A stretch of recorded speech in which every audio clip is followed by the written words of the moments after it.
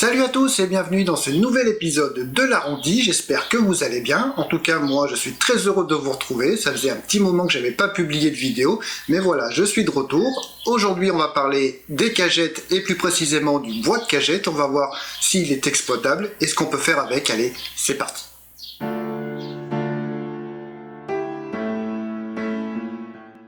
Alors, les cagettes, il y en a des différentes. Ici, j'en ai deux types. Celles qui sont, à mon goût, exploitables pour fabriquer des objets et celles qui sont beaucoup moins, qui vont nous servir à autre chose. Dans tous les cas, en général, elles sont fabriquées en peuplier. Et là où ça devient intéressant, c'est que le bois n'est pas traité. Ce qui veut dire qu'on va pouvoir fabriquer des objets qui vont être en contact avec la nourriture. Alors, les cagettes qui vont être, à mon sens, exploitables pour fabriquer des objets, ça va être ce genre de cagettes. On les reconnaît assez facilement parce que les planches qui forment les côtés ressemblent fortement à du contreplaqué. En revanche, les cagettes qui pour moi ne sont pas du tout exploitables pour fabriquer des objets, ça va être ce genre de cagettes. On voit tout de suite que ce n'est pas du tout la même qualité, ça ne ressemble pas du tout à du contreplaqué, et surtout, ça se vrille dans tous les sens. Néanmoins, on peut quand même les utiliser pour allumer le barbecue, ça marche très bien, et surtout, ce n'est pas traité, donc il n'y a aucun risque. Alors vous allez me dire, c'est bien beau ce que tu nous racontes, mais qu'est-ce qu'on peut en faire de ce bois de cagette? Alors bien évidemment, on va pas faire des chefs-d'œuvre, soyons lucides.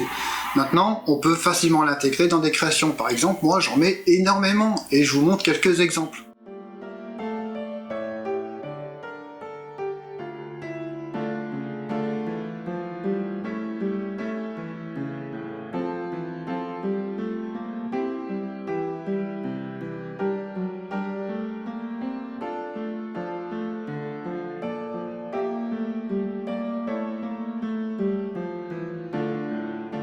Mais pas que, on peut aussi s'en servir pour fabriquer des objets à part entière, comme par exemple cette petite boîte de rangement. Je m'en sers aussi pour fabriquer mes moteurs de moto, et comme vous pouvez le voir sur le triporteur qui est à ma gauche, ici, c'est du bois de cagette. Et le bois de cagette, ça peut aussi servir à l'apprentissage du travail du bois, et plus précisément au chantournage, et croyez-moi, ça c'est du pain béni, ça se coupe comme du beurre, c'est ce qu'on va voir, on va faire un petit essai, mais d'abord voyons comment démonter une cagette sans l'abîmer. Allez, c'est parti. Alors pour démonter une cagette, rien de bien méchant, c'est tout bête, il va falloir vous munir d'un tournevis plat. Il va falloir tout simplement retirer les agrafes qui sont sur les côtés et sur le dessous. Bien évidemment, n'allez pas vous arracher un doigt, donc essayez au maximum d'avoir votre main derrière et non devant. Tout simplement, on va venir passer en dessous et retirer les agrafes. On va faire ça tout le tour, vous voyez, c'est très simple. Ça se fait tout seul.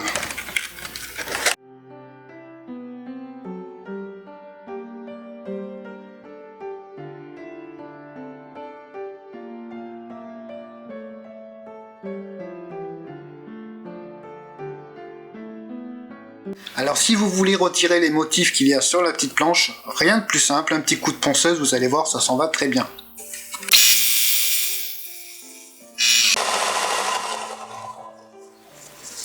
Allez, on passe à la découpe et vous allez voir à quel point ça se coupe facilement et surtout les virages que l'on peut prendre sans que la lame se vrille. Allez, c'est parti.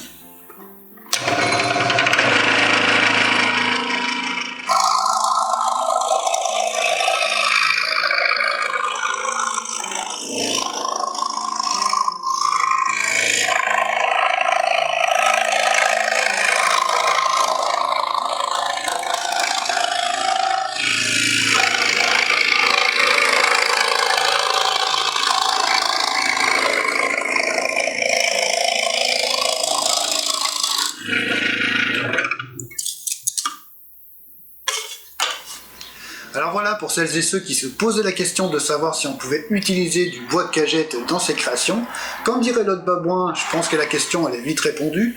Maintenant, c'est vrai qu'on va pas faire des œuvres d'art non plus, mais pour l'intégrer dans ses créations ou pour l'apprentissage du chantournage par exemple, ça va très bien. Bien écoutez, j'espère que cette courte vidéo vous aura plu, c'était surtout histoire de me remettre dans le bain, il y aura des vidéos bien plus intéressantes dans le futur. Prenez soin de vous. Faites attention à vos doigts, c'est important, et puis à bientôt. Allez, salut!